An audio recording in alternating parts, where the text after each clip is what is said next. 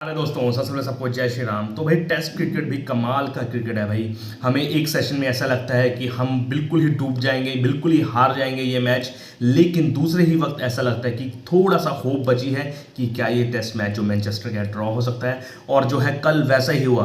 पहले तो मैं बता दूं, तीसरे दिन जो है 544 रन बना लिए थे और 186 रन की लीड कर ली थी भाई हासिल इंग्लैंड वालों ने। लेकिन उसके बाद जब शुरुआत कल चौथे दिन की हुई तो बेहतरीन शुरुआत हुई इंग्लैंड के बल्लेबाजों ने, स्पेशली बेन स्टोक्स और ब्रायडन कार्स ने ताबड़तोड़ रन बरसाने शुरू कर दिए भाई इंडिया के बॉलर्स को। और 1.5 घंटे में ही तकरीबन 125 रन मार देते, जिसमें जो थे आपके बेन स्टोक्स जो उनके कप्तान थे, उन्होंने एक और 100 मारा। और ये 100 तो बहुत सालों बाद आया, तकरीबन 3 साल बाद उनका 100 आया। मेरे ख्याल से इंग्लैंड के वो पहले प्लेयर बन गए हैं जिन्होंने उसी मैच में 5 पर 5 विकेट हासिल किए हो और उसी मैच में 100 मारा हो। तो बहुत तगड़ा खेले बेन स्टोक्स। और जब चौथे दिन बैटिंग करने आए ना, तो भाई उन्होंने दूसरे से 5वें गियर पर शिफ्ट कर दिया बल्लेबाजी, छक्के चौके की बरसात कर दी। और उनके साथ ब्रायडन कार्स ने भी बहुत तगड़ा खेला। ब्रायडन कार्स ने भी 47 रन मारे मात्र 54 गेंदों में, जिसमें 3 चौके और 2 छक्के शामिल थे, तकरीबन 87 की स्ट्राइक रेट से। वहीं पर 141 रन बनाकर आउट हुए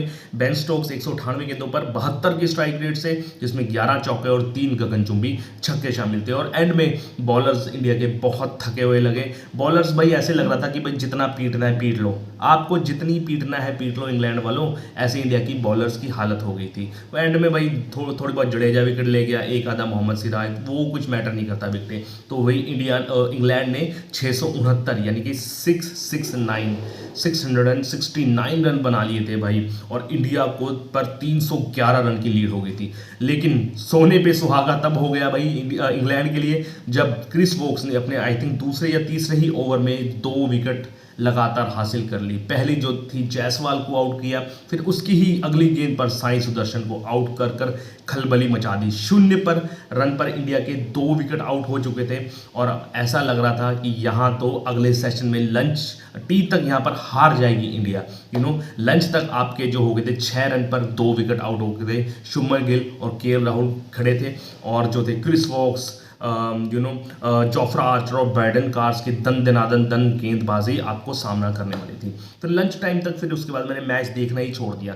कल मैंने कोई भी सेशन नहीं देखा, ना दूसरा सेशन देखा इंडिया का, ना तीसरा सेशन देखा, क्योंकि इतनी खराब बॉलिंग करी और बैटिंग में भी 2 आपके लगातार आउट हो गए, तो मुझे कुछ भी होप नहीं थी, तो मैंने बिल्कुल होप छोड़ दी थी। लेकिन फिर उसके बाद जो बैटिंग करी 2 सेशन में इंडिया ने, लगभग 63 ओवर खेले और 63 ओवरों में 174 रन मारे और सिर्फ 2 ही आउट है। विकेटलेस सेशन रहे टी तक, और टी के बाद जो है जब स्टंप्स हो गए थे उसके बाद एक भी विकेट नहीं गिरा और 174 पर 2 आउट हो गए हैं। अगर बात करें इन दोनों की, बहुत तगड़ा खेले शुभमन गिल और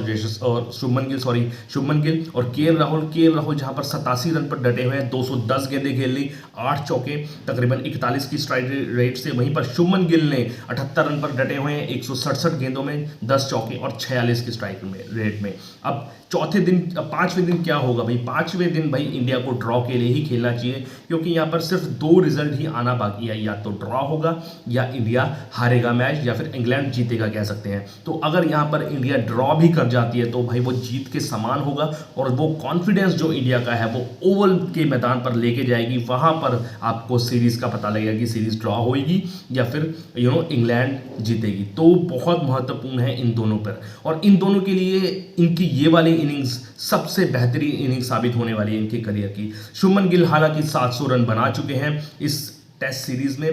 पहले 2 मैचों में बहुत तगड़ा खेले, फिर 3 इनिंग्स उनकी फेल्योर आई, लेकिन यहां पर वो 78 रन पर खेल रहे हैं। अगर अपना शतक कंप्लीट कर कर वो इंडिया को बचा ले जाते हैं तो ये जो उनके सेंचुरी होगी, ये डबल सेंचुरी जो लीड्स में आई थी उससे भी बेहतरीन होगी। लीड्स में उन्होंने एक दोहरा शतक और फिर दूसरी इनिंग्स में शतक मारा था, उससे भी बेहतरीन मैच हुआ, क्योंकि जब जरूरत थी टीम इंडिया को, what matters the most, Shubman Gill जो है कप्तान सबसे आगे खड़े हुए। अगर ये वाली इनिंग्स वो बचा जाते हैं ना अपनी और टीम इंडिया के लिए, तो सबसे बेहतरीन इनिंग्स होगी ये अब तक के उनके करियर की। वहीं पर अगर हम के राहुल की बात करें तो के राहुल बहुत क्लास खेल रहे हैं भाई। पहले ओपनर बन गए हैं सुनील गावस्कर के साथ, जिन्होंने 500 से ऊपर रन मारे हैं विदेशी दौरों पर। सर सुनील गावस्कर ने एक बार मेरे ख्याल से 700 प्लस मारे हैं। एक और एक दूसरी बार उन्होंने 500 प्लस मारे हैं। तो केएल राहुल पहले बल्लेबाज बन गए हैं भाई जिन्होंने 508 500 से ऊपर अभी खेल रहे हैं, बहुत बढ़िया खेल रहे हैं। तो उनके लिए ये सीरीज बहुत अहम साबित होने वाली है, करियर डिफाइनिंग इनिंग साबित होने वाली है दोनों के प्लेयरों के लिए।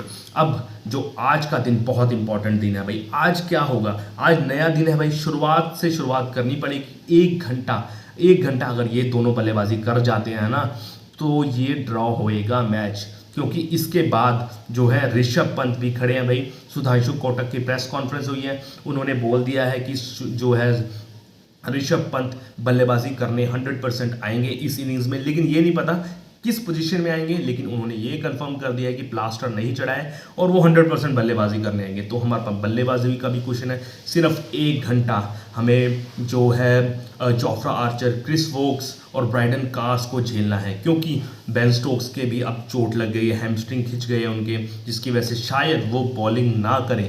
तो हमारे लिए ब्लेसिंग इन डिस्गाइज साबित होगा अगर बेन स्टोक्स बॉलिंग नहीं करते हैं। तो सभी cricket fans, specially Indian cricket fans, तो यही चाहेंगे कि भाई आराम करें बेन स्टोक्स और बॉलिंग ना करें, क्योंकि उनके पास कुछ जादू है, कुछ ट्रिक है पार्टनरशिप तोड़ने का। हमेशा वो विकेट लेकर आते हैं, वो साइड एंगल, वो क्रीज का उपयोग करके कुछ ना कुछ जादू करते हैं बेन स्टोक्स। तो उम्मीद करते हैं कि बेन स्टोक्स गेंदबाजी ना करें और जो टीम इंडिया की ये दो धुरंधर हैं एंड तक बल्लेबाजी करते करते करते ये ड्रॉ कर दे मैच। फिलहाल अभी 174 पर 2 आउट है।